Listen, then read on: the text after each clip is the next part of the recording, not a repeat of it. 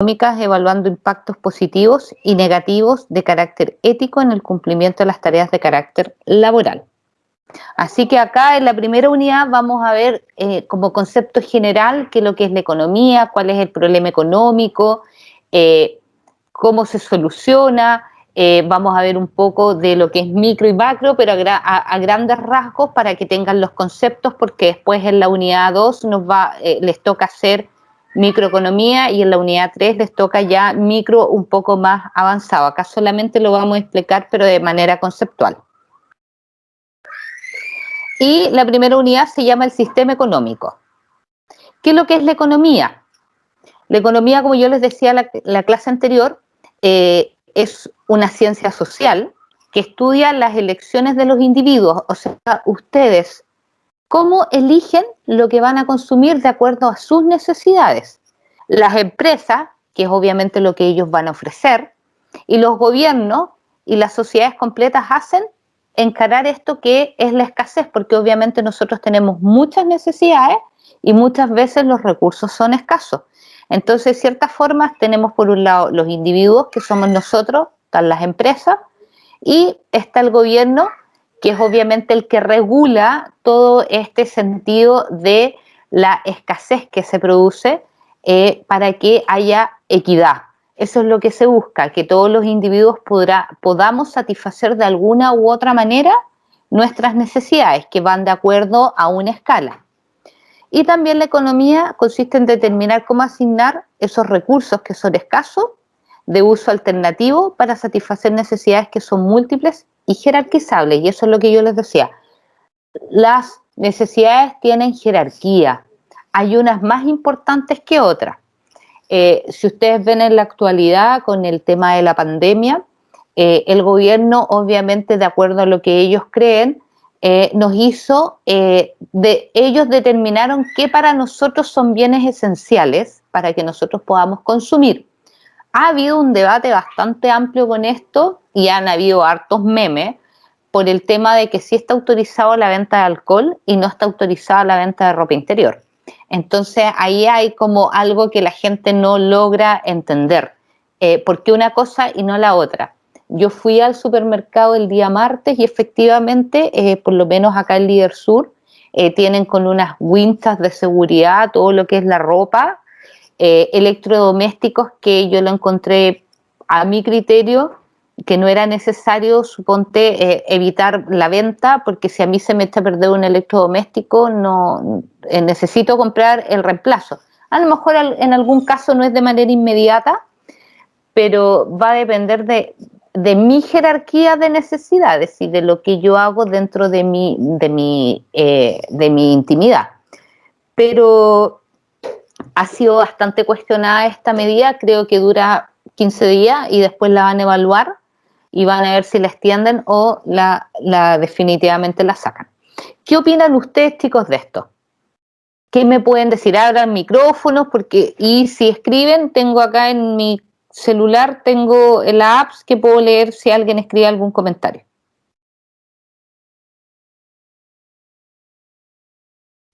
Profe, yo igual opino lo mismo que usted, porque igual en ocasión igual vi una foto que salía la venta de alcohol, pero no, por ejemplo, la ropita de bebé, recién nacido, cosas así.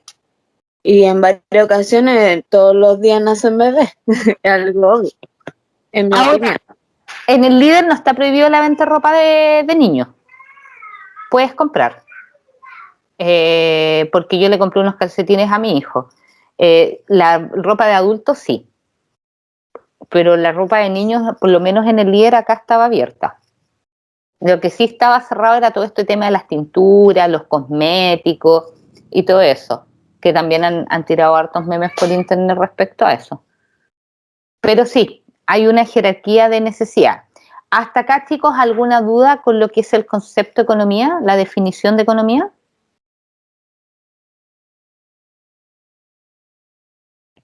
No.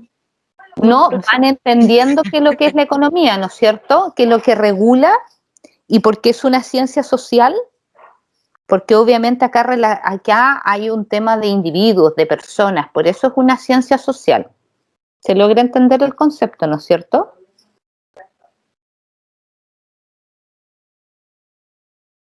¿Sí? ¿Los Sí, escucho? profe. Ok, sigamos avanzando entonces. El problema económico, las necesidades. Y acá obviamente nosotros, cada individuo tiene necesidades jerarquizadas de manera distinta. La sociedad y los integrantes somos nosotros, las personas, y tienen necesidades. Todos tenemos necesidades, algunas son más básicas que otras. ¿Cuáles son nuestras necesidades individuales de ustedes como personas? La alimentación, el vestuario, la vivienda, salud, educación, entretención, etcétera. ¿Están de acuerdo con esas necesidades individuales, no es cierto?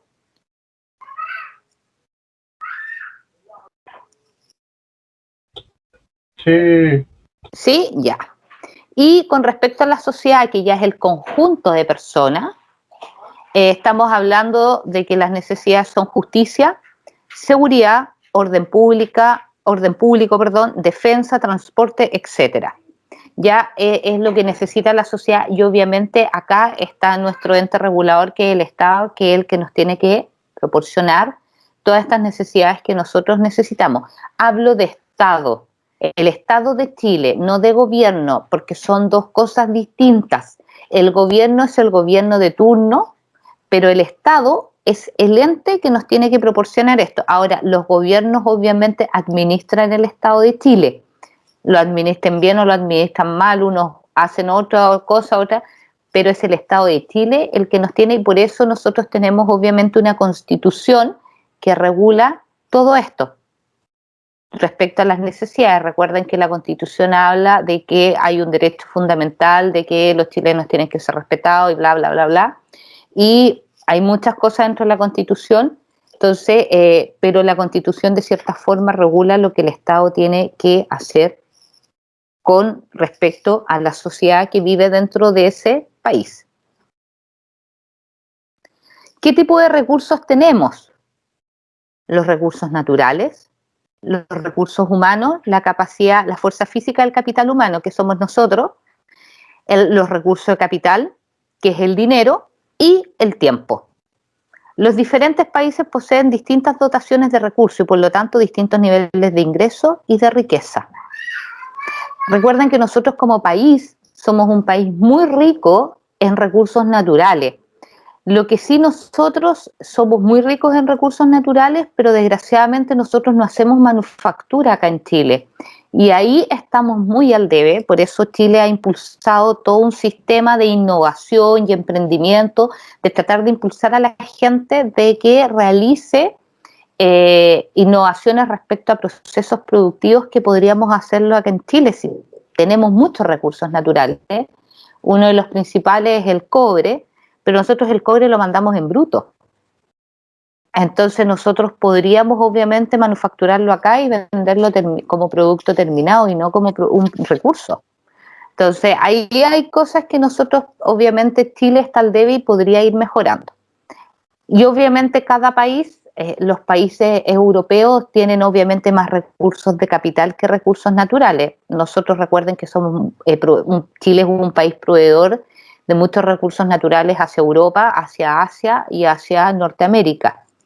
Entonces, porque no todos los países tienen la ventaja que tiene Chile, que ¿cómo se llama? Productivamente, y también no aparte de cobre, sino que también con el tema de las hortalizas, frutas y vegetales, también tenemos una ventaja bastante amplia, con el tema del ganado también. Entonces, tenemos ventajas que obviamente las hemos sabido utilizar. ¿Hasta acá, chicos, alguna duda con los recursos y las necesidades? ¿Todo claro hasta el momento? ¿Se va entendiendo la idea? Sí, profe. Hasta el momento sí. Ya, ok. Que me quiero ir lento para que vayan digiriendo y no se compliquen tanto con la asignatura de economía, porque en realidad la economía es entretenida, hay que entender, es algo que no está ajeno a ustedes, que ahora que ustedes están escuchando, a lo mejor dicen, ah, eso es economía, claro, es cosa que ustedes ven, que hacen y que a lo mejor lo tenían que ser el concepto. Entonces ahora lo van digiriendo y lo van entendiendo, que son cosas que a lo mejor para ustedes en su momento parecieron más abstractas, pero ahora obviamente pueden ser más tangibles en el sentido de que pueden identificar de acuerdo a la realidad que va viviendo el país. Ustedes son jóvenes, escuchan noticias, a lo mejor la mayoría de ustedes también estuvo en este tema de los reclamos sociales, de poder plantear otra constitución y hacer cosas y querer mover el país. Y parte desde este concepto de que las necesidades son múltiples y los recursos son escasos, y que muchas veces pasa que la sensación de ustedes es que estos no están repartidos de manera equitativa. Hay un desequilibrio bastante grande. Entonces, de cierta forma, ustedes están luchando porque hay un equilibrio, obviamente, mucho más estable y no un desequilibrio. ¿Se entiende, no es cierto, chicos?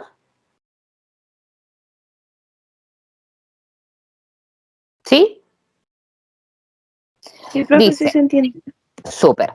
Características de los recursos. Son escasos, no alcanzan para satisfacer todas las necesidades, y uso alternativo. El mismo recurso puede servir para satisfacer distintas necesidades.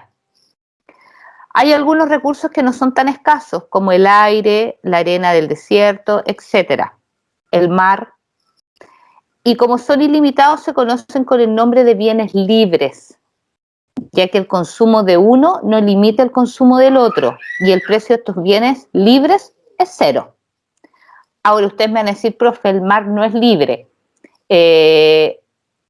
Obviamente depende de lo que nosotros podemos sacar agua del mar y usarla porque es un producto que es libre, pero ya hay ciertas regulaciones porque hay gente que desgraciadamente abusa y que obviamente hay que pagar por estos derechos. Pasa lo mismo con la arena.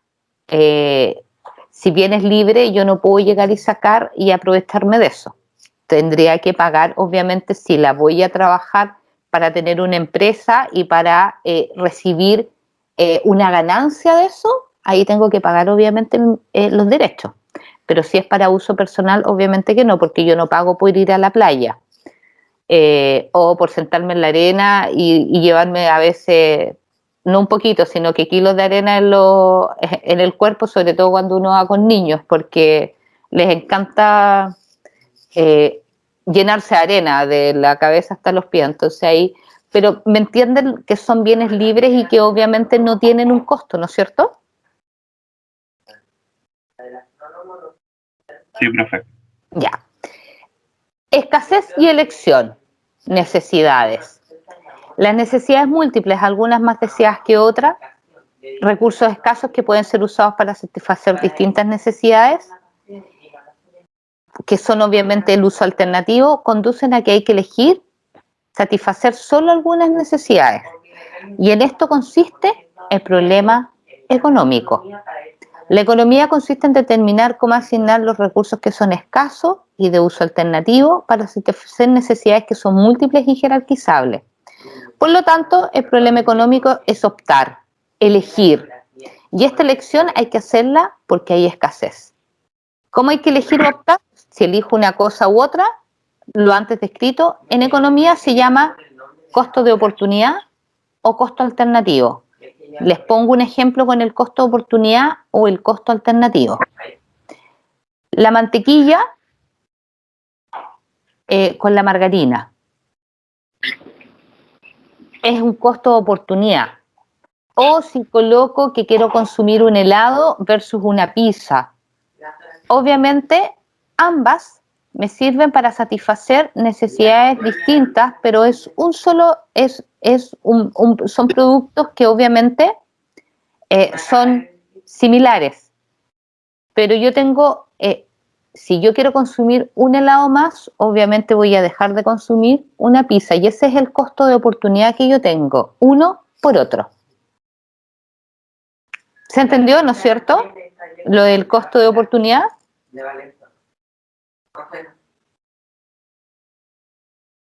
No, profe, yo no entendí muy bien eso.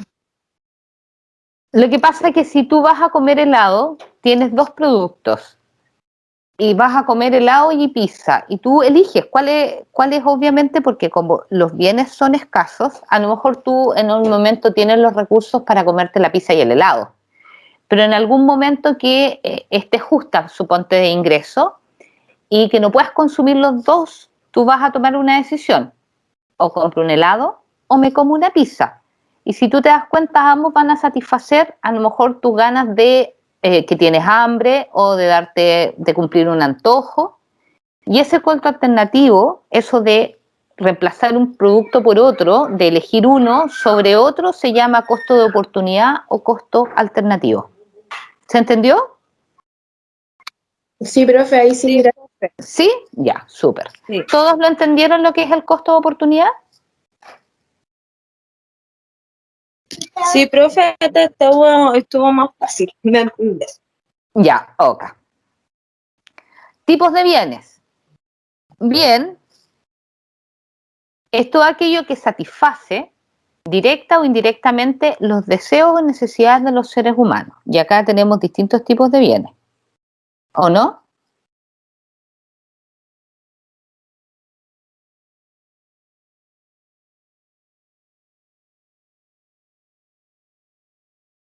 Chicos, ¿qué bienes a ustedes les suenan? Profe, puede ser como los tangibles e intangibles. Sí.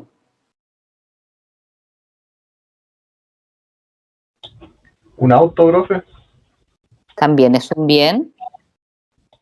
Todo lo que nosotros obviamente satisface directa o indirectamente una necesidad o los deseos de los seres humanos. Eso es un bien. Celular,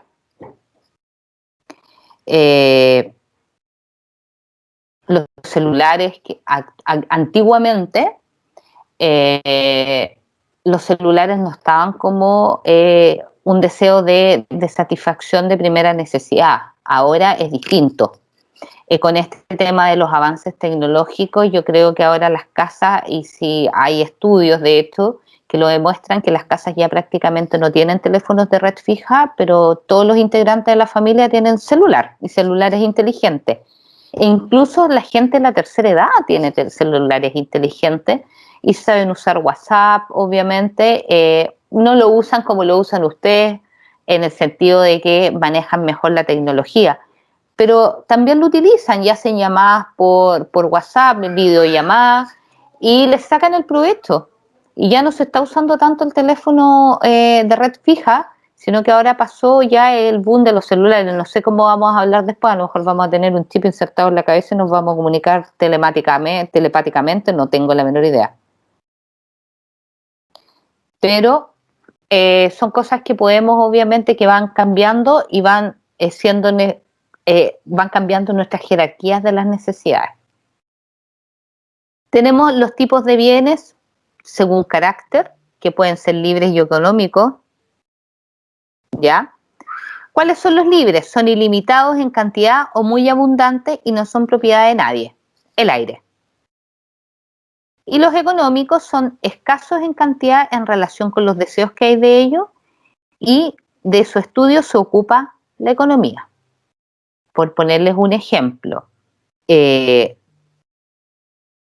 pasa con los alimentos, que a veces escasean ciertos productos o bien por precio, no toda la gente tiene la capacidad de comprarlos. Nos vamos al ejemplo de la palta.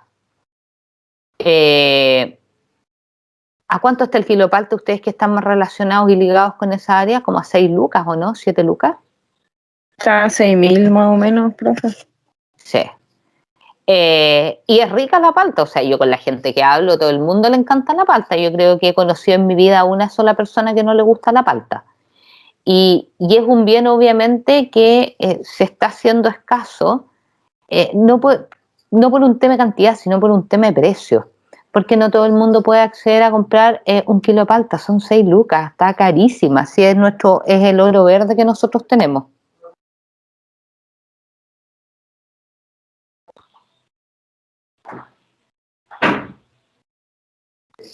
¿Se va entendiendo según su carácter, no es cierto?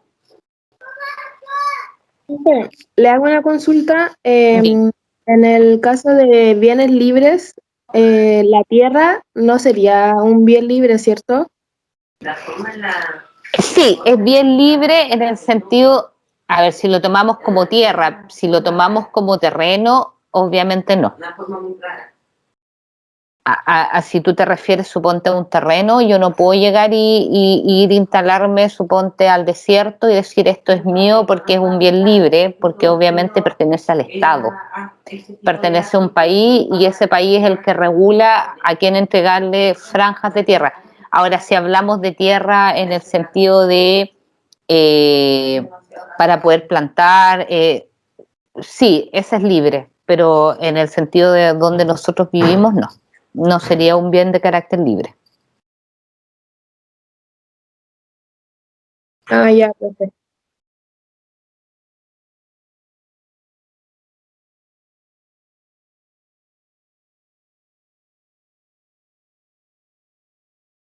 Según su naturaleza de capital, no atienden directamente a las necesidades humanas. Acá estamos hablando del dinero. Y de consumo, pueden ser duraderos y no duraderos, perdón. Los duraderos son que permiten un uso prolongado, por ponerles un ejemplo, una lavadora, un refrigerador, un auto, porque obviamente tú no te comes el auto, el refrigerador y esas cosas, sino que tienen una duración prolongada en nuestra existencia de poder usarlos, por lo menos 5 o 6 años como mínimo. Y no duraderos se ven afectados directamente por el transcurso del tiempo. Y de capital, obviamente, no satisface tu necesidad porque no te comes la plata, pero sí de manera indirecta satisface tus necesidades porque a través de eso tú puedes comprar productos. ¿Se entiende? ¿Cuáles son los bienes de capital?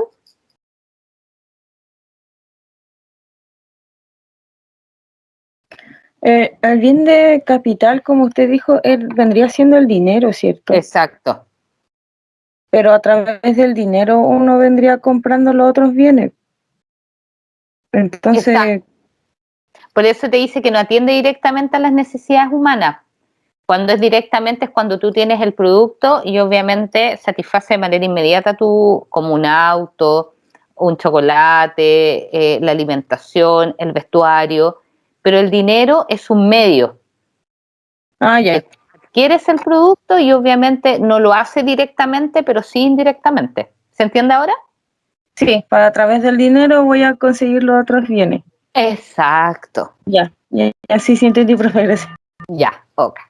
Y según su función, son intermedios o finales. ¿Cuáles son los intermedios? Deben sufrir transformaciones antes de convertirse en bienes de consumo de capital. ¿De consumo o de capital? ¿En qué sentido? Suponte, hay productos que obviamente tienen que fabricarse, procesarse para que ustedes se los puedan consumir.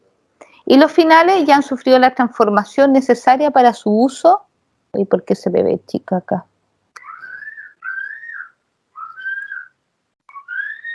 Espérenme un poco, chicos. Para su uso o consumo. Déjenme mover esto que se corrió hacia abajo y eso hace que no se le vea.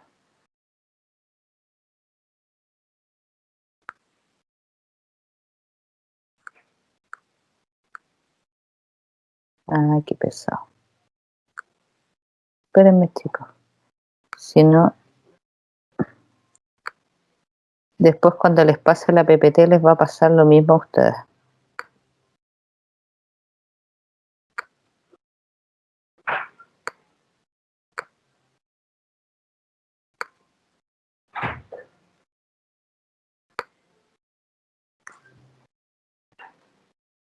Ya. Ahora sí. ¿Alguna duda con los tipos de bienes?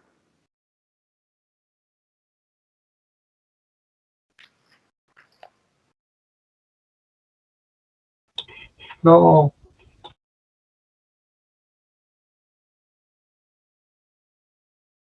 Ya.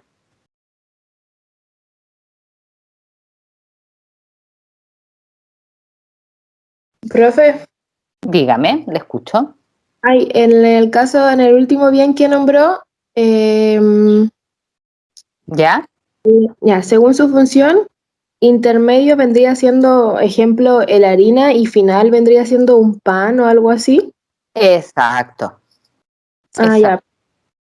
Se entendió súper bien. No, así es.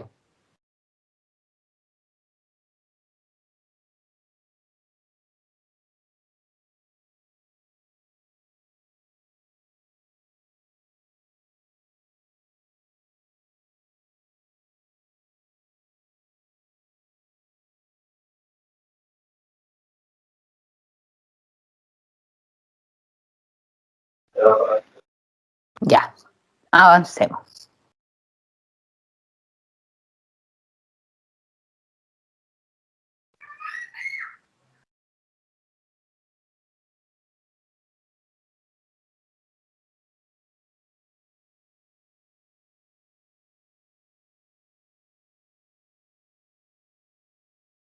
Ya. Necesidades. ¿Qué son las necesidades? Es la sensación de carencia de alguna unidad al deseo de satisfacerla. Todos tenemos necesidades, pues necesidades obviamente que son fisiológicas y hay otras obviamente que son distintas y que cambian por individuos. No todos tenemos las mismas necesidades obviamente, pero hay una escala en común que la compartimos la mayoría. Hay en algunas cosas que tienen sus variaciones. ¿Cómo y según quién los tipos de necesidades que tenemos? Necesidades del individuo pueden ser naturales o sociales. Por ejemplo, comer. Y sociales se tiene por vivir en sociedad, por ejemplo, celebrar un cumpleaños. Recuerden que nosotros, y es lo que estamos sufriendo actualmente con la pandemia, no podemos tener, obviamente, cumplir esa necesidad social que tanto nos gusta, porque obviamente estamos con cuarentena por un tema de una pandemia y todo el sistema. Pero ojo, nosotros igual somos re especiales, porque cuando nosotros estábamos con el tema de las condiciones normales, añorábamos estar en la casa, pasar más tiempo en la casa, tener días de descanso y una serie de cosas más. Y ahora que estamos en la casa, nos cuesta adaptarnos a la casa. Ahora, la diferencia es que obviamente que para poder salir a la calle necesitamos un permiso y no nos podemos mover de manera libre. Entonces igual eso genera que la gente se frustre, tenga ansiedad, hay estrés, porque nosotros tenemos como necesidad, una necesidad social, necesitamos compartir con nuestros pares. A lo mejor hay teléfono, hay WhatsApp, hay una serie de tecnología como lo estamos haciendo nosotros actualmente. Pero yo creo que si a ustedes les pregunto, la mayoría echa de menos estar en una sala de clases. Ahora, la comodidad de la casa que les da es que ustedes pueden estar a lo mejor sentados, acostados en la cama, la mamá los regalonea con comida rica, pero igual yo creo que extrañan la U, ¿no? Estar con sus compañeros, esa rutina que tenían de conversar, de verse, tirar la talla, ¿no? ¿Qué me dicen ustedes, chicos?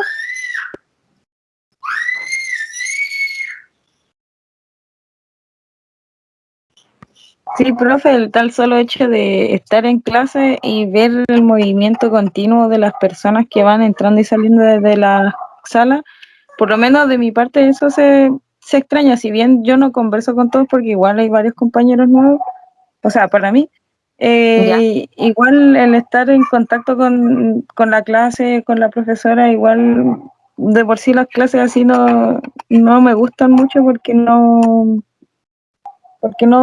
sé si aprendo necesariamente. Sí, pasa. A mí me pasa que yo cuando hago la clase física en la presencialidad, hay alumnos que les cuesta mucho preguntar, que son más tímidos. Entonces uno les mira la cara y sabe que está teniendo una duda, pero no se atreven a preguntar. Entonces siempre los invito a participar.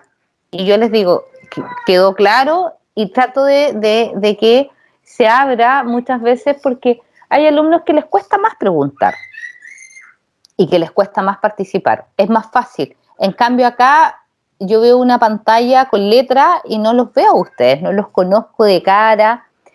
Me cuesta más aprenderme los nombres porque yo relaciono mucho el nombre con la cara de la persona.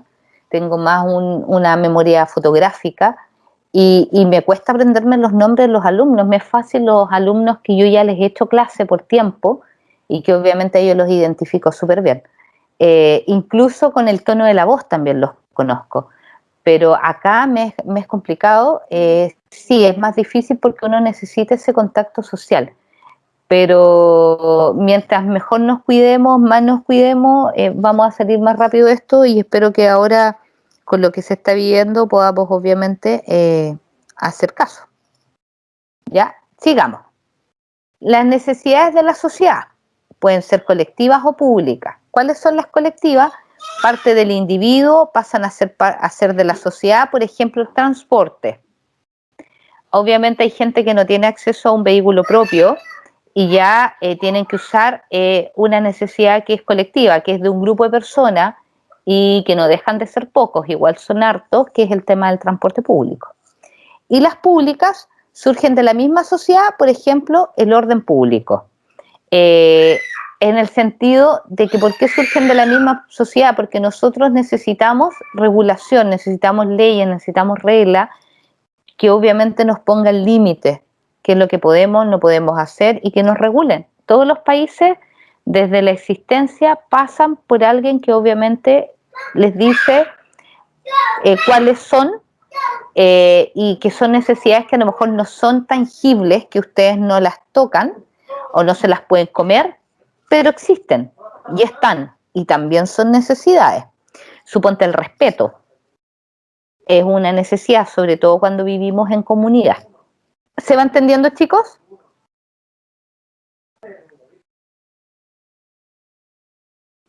Sí, profe, sí, Ya. se va entendiendo. Y según la naturaleza pueden ser primarias o secundarias. ¿Cuáles son las primarias? De ellas depende la conservación de la vida. Por ejemplo, los alimentos. Ustedes saben que si nosotros no nos alimentamos, vamos a morir. Y las necesidades secundarias son las que tienden a aumentar el bienestar del individuo, o sea, más un tema mental, y varía de una época a otra con el medio cultural, económico y social que se desenvuelven los individuos. Por ejemplo, el turismo.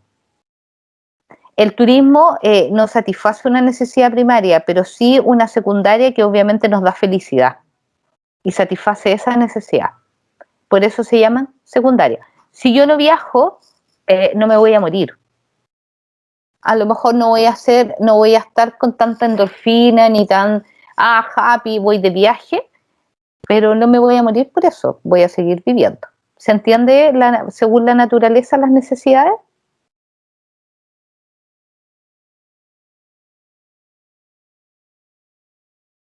¿Sí?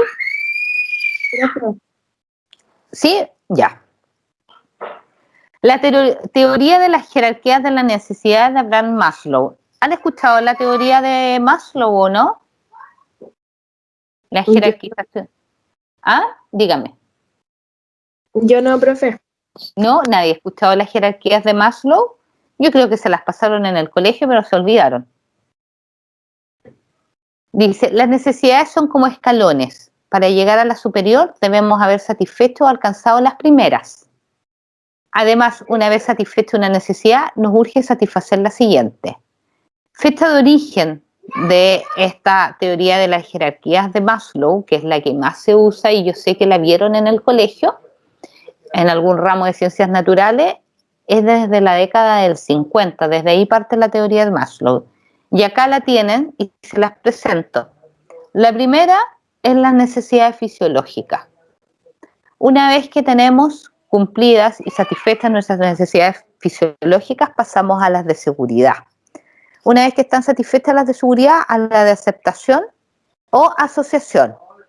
Después la estima y después la autorrealización. O sea, significa que nosotros como individuos, obviamente está la parte fisiológica que tiene que ver con la alimentación y con nuestras necesidades primarias. Después viene la de sentirnos seguros en nuestra sociedad. Después, cómo mis pares me aceptan, es la parte social. La estima, cómo yo me quiero, obviamente, y cómo yo me estimo como persona. Y ya después, una vez que alcanzo eso, tengo la autorrealización. Ahora, esta teoría de Maslow constantemente ustedes la están ejecutando porque es algo de todos los días. No siempre uno amanece con la estima en alta o dice, hoy día sí. uno a veces amanece con sombras más oscuras que dice, pucha, no tengo ganas de hacer nada, me siento feo, me siento acá.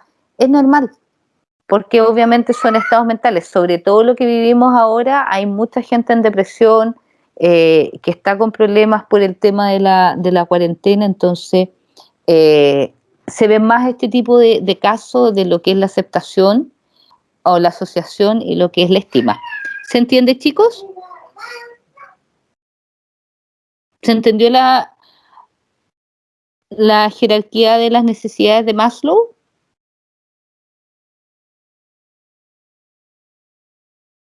Chicos, los escucho. Profe, eso es según lo que, bueno, sí, lo que él dijo, teoría de Maslow, pero estaba pensando que según el ambiente, según lo que está ocurriendo, uno puede ir alterando el orden. O actualmente se está alterando más que nada lo que es el orden, porque en estos momentos yo creo que, como usted dijo, las personas están pasando por una depresión, entonces lo que es estima pasaría a estar más necesario que las demás cosas, no sé si se entiende. Que la seguridad, me dices tú. Sí, por ejemplo, primero necesitaríamos la necesidad fisiológica y para las personas que están pasando por algún momento vendría siguiendo lo que es la estima. Exacto.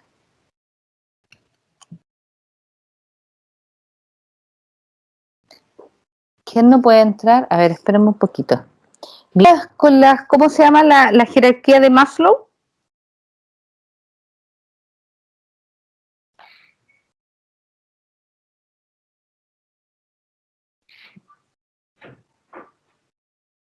¿Alguna duda con la jerarquía? ¿Nada? Ya. La economía como ciencia. La economía es ciencia porque tiene un conjunto de teorías que explican el funcionamiento de fenómenos económicos. Y es una ciencia social porque su objeto de estudio es el comportamiento humano. Cómo nosotros nos comportamos y cómo nos relacionamos. Por eso es una ciencia social. Tenemos por una parte todo lo que son los métodos, que son los modelos económicos, que analizan decisiones enfocándose en incentivos. Tenemos la economía o ciencia económica, que es el estudio de las economías. De las distintas economías, me refiero a las distintas economías que tiene cada país. No todos tenemos la misma economía, porque recuerden que no todos tenemos los mismos recursos. ¿Se acuerdan o no cuando vimos esa parte de los recursos capital, los recursos humanos, los recursos, ay, se me fue el nombre, naturales? No todos tenemos los mismos, entonces tenemos obviamente distintas economías. Una economía es igual a un sistema que coordina actividades productivas de una sociedad. Coordinación sin coordinador es una economía de mercado.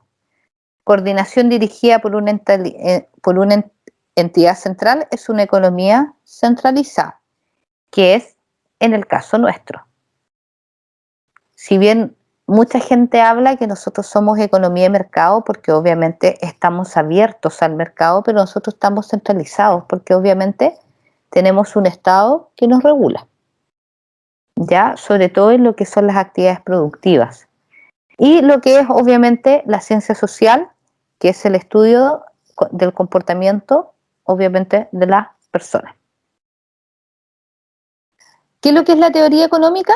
En la teoría económica tenemos lo que es la micro y la macro. La micro es la relación entre las empresas y las personas y la macro son aquellos factores que afectan a esta relación, como inflación, IPC, tasa de desempleo y todos esos factores que ustedes a lo mejor leen, escuchan en la prensa cuando dicen, no, y la tasa subió la tasa de inflación. Entonces, todos como que se preocupan, hoy subió la inflación. Hay gente que a lo mejor no entiende en qué nos afecta que suba la inflación. Y obviamente la inflación te está diciendo que los precios están subiendo. Y la inflación tiene que siempre estar en un rango entre un 2 y un 3%. Entonces, cuando sube es porque nuestros precios de nuestra canasta de consumo de productos, no es cualquier producto, sino que los productos que son necesarios para nuestra existencia, para poder subsistir, suben de precio. Y es lo que pasó ahora en la pandemia, porque antiguamente teníamos, yo creo que ustedes se han dado cuenta, ahora que tendemos a comprar más cosas por internet que ir a la tienda física, los productos están más caros. Antiguamente algo que a lo mejor lo compraban en 100 ahora cuesta 150 y ni se arrugan en subir los precios. Entonces, porque muchas veces este tema de la teoría de la oferta y la demanda va relacionado a la cantidad de que nosotros demandemos de ese producto y eso lo hace subir. Ahora, si nos vamos a un ejemplo práctico como es el tema de la palta es un bien que desgraciadamente mantenerlo es caro. El arbolito necesita mucha cantidad de agua. Entonces, y la forma en que lo están plantando, eso también complica y ha provocado mucha sequía en las zonas donde hay palto. Sigamos. ¿Hasta acá, claro?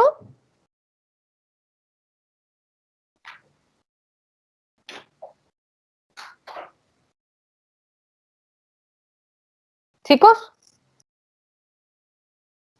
Sí, profe. Ya. Después tenemos lo que es la economía aplicada.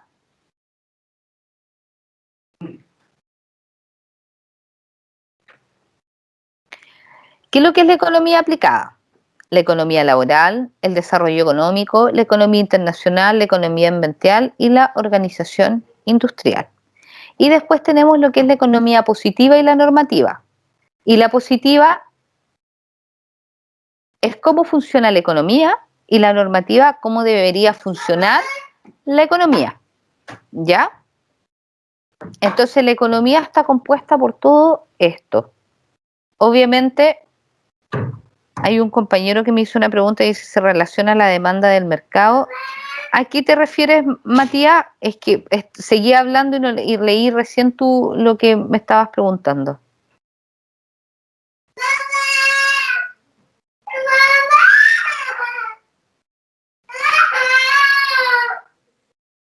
Ya, sigamos.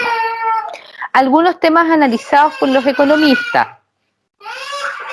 Futuro de la bolsa de valores, crecimiento económico, salario mínimo, distribución del ingreso, quién cocina cuando dos parejas trabajan. Después, todo análisis económico está basado en un conjunto de principios básicos que se aplican a muchos problemas diferentes. Antes de entrar con más detalle al método científico, detengámonos un minuto en los siguientes conceptos. La economía positiva es aquella que busca explicaciones objetivas de los fenómenos económicos, se preocupa de lo que es y lo que debe y lo que no debe ser. Y la economía normativa se preocupa de lo que debe ser. Bajo este concepto hay preceptos éticos o juicios de valor. Pasa mucho con las economías normativas. Acá vienen los ejemplos, se me había olvidado. Suponga que lo contrata la Comisión Económica del Congreso Nacional para evaluar el efecto del impuesto sobre la bencina. Le hacen 3 preguntas. ¿Cuál será la recaudación de impuestos proveniente de las ventas de bencina durante el 2008? ¿Cuál será la recaudación de impuestos si se reduce el impuesto sobre bencinas en un 50%? ¿Se deberá reducir el impuesto? Las 2 primeras preguntas son sobre hechos. La primera se puede comprobar con las cifras contables al finalizar el año y la segunda es un poco más compleja, pero tiene solamente una respuesta correcta. La tercera pregunta no tiene una respuesta correcta, depende de los intereses y preferencias de las personas a quienes les pregunten. ¿Se entiende la diferencia?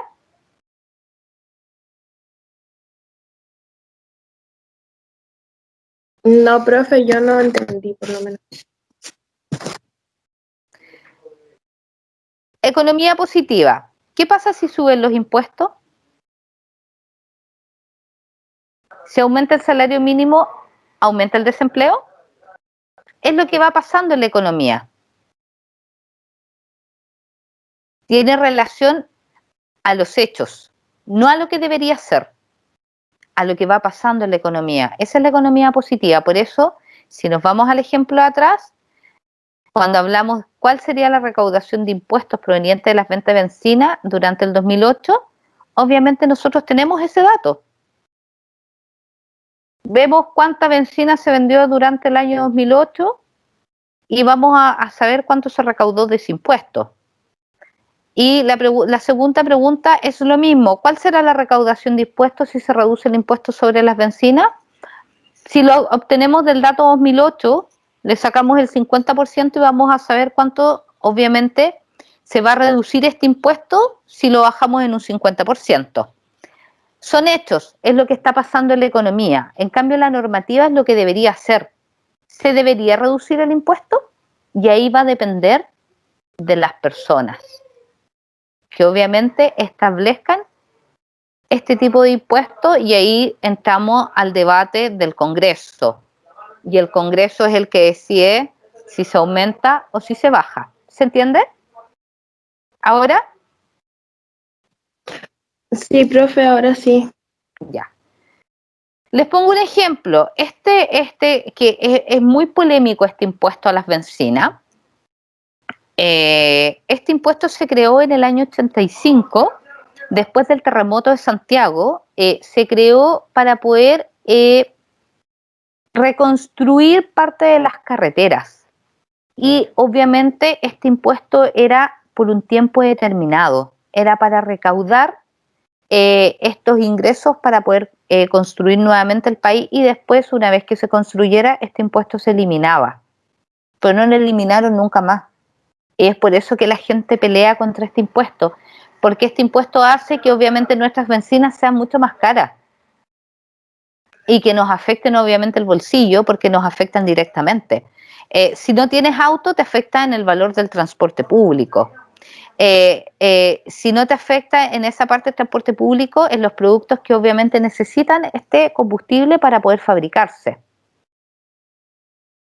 Entonces, o la calefacción de un hogar.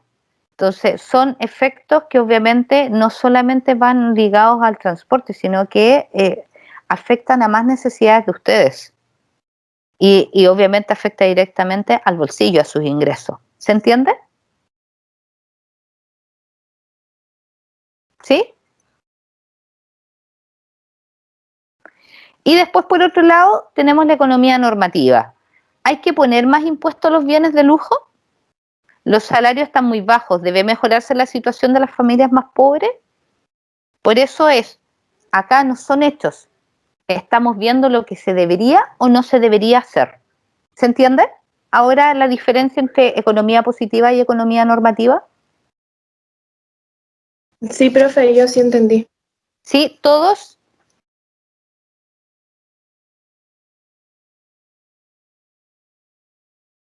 Sí, profe, yo igual entendí Sí. la diferencia.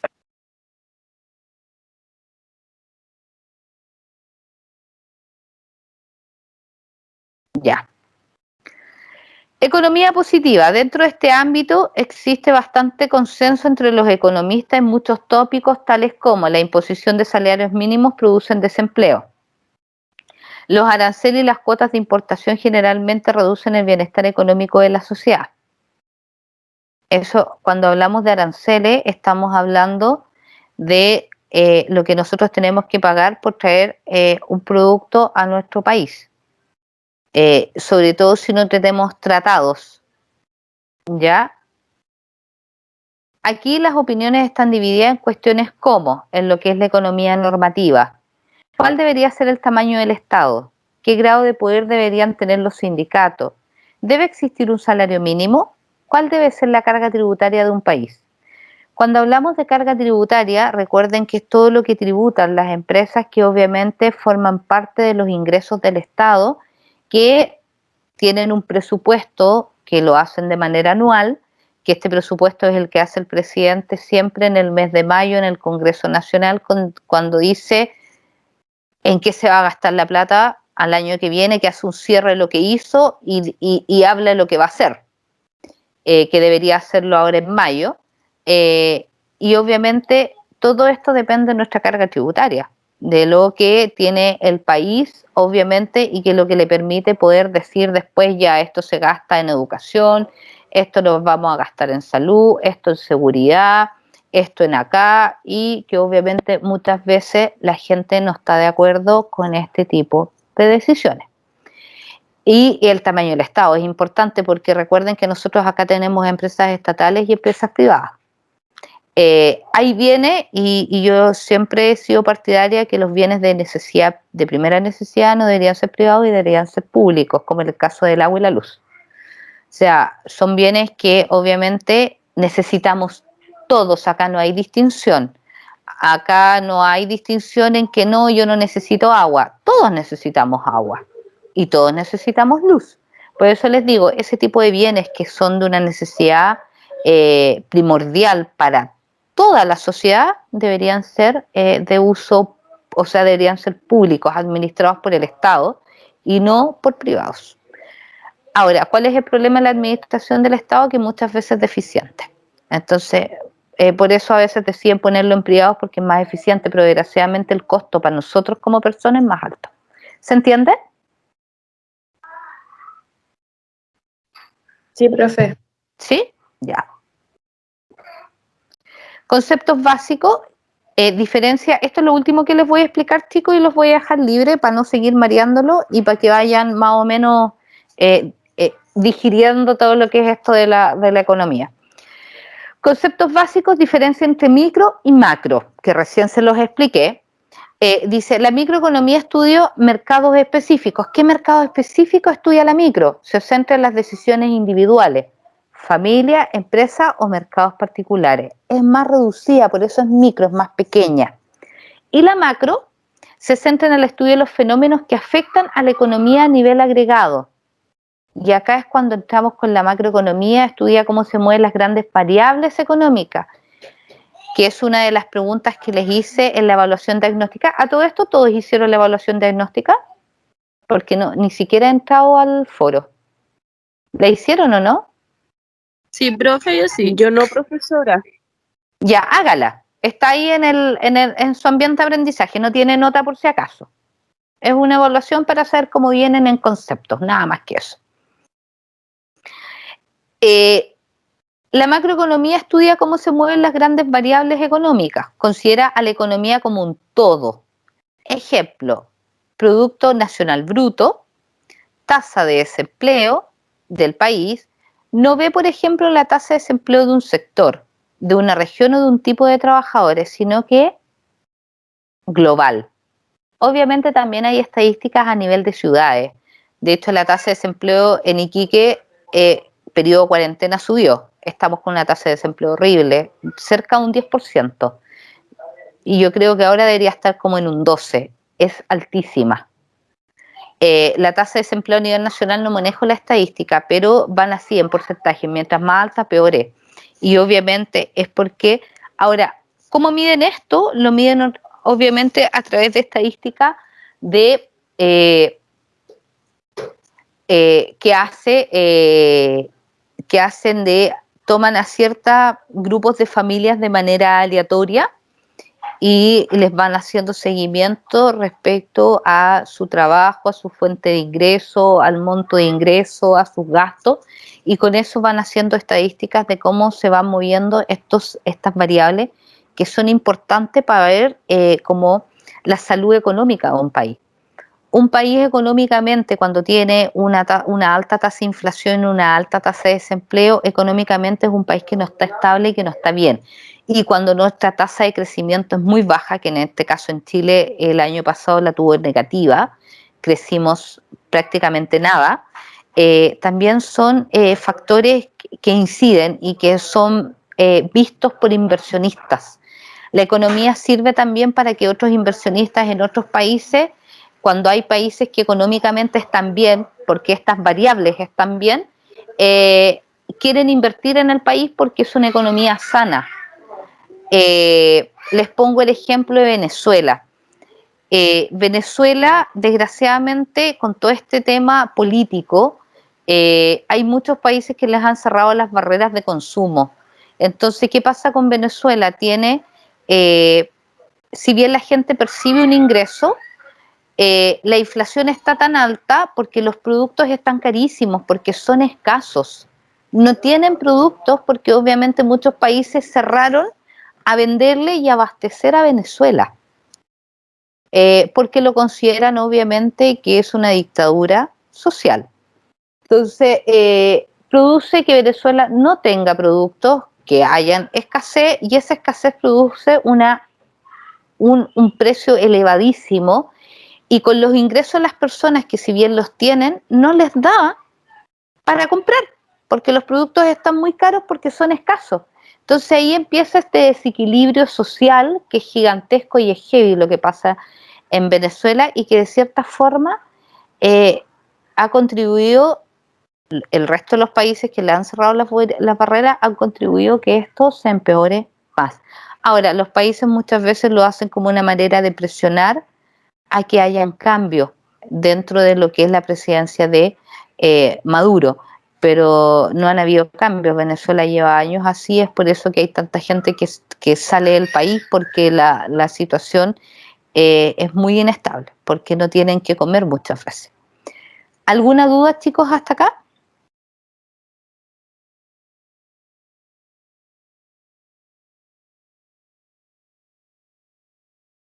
Chicos.